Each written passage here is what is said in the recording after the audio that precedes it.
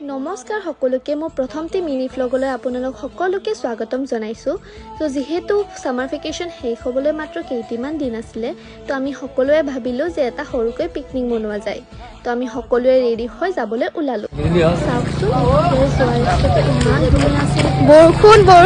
ইয়াৰে ভিউটো কিন্তু সঁচাকৈ ধুনীয়া আছিল, কিন্তু ইয়াৰে পানীখিনি চাওকচোন, একেবাৰে গাখীৰ চাহত গা ধোৱা যেন লাগিছে। তাৰপিছত ময়ো বহি দিলোঁ পানীত। মাক কৈ আছোঁ ভিডিঅ' লৈ দিবলৈ, আৰু এইজনী হৈছে মোৰ মা। চাওকচোন মা দেউতাক এনেকৈ ফূৰ্তি কৰা দেখি কি যে ভাল লাগিছে। মোৰ আৰু ফূৰ্তি চাওকচোন, দেউতাৰ লগত এনেকৈ ফূৰ্তি কৰি বিৰাট ভাল লাগিল দেই। দেউতাক আকৌ চাওকচোন, একেবাৰে সৰু বাচ্চা হৈ গ'ল। এয়া চাওকচোন ভাতো ৰেডি হৈ গ'ল। তো এয়া আমি ভাত পানী খাই ঘৰলৈ বুলি ওলাই দিলোঁ। যদি আপোনাৰ মিনি ভ্লগটো ভাল লাগিল তেন্তে লাইক কমেণ্ট কৰিবলৈ নাপাহৰিব। Thank U.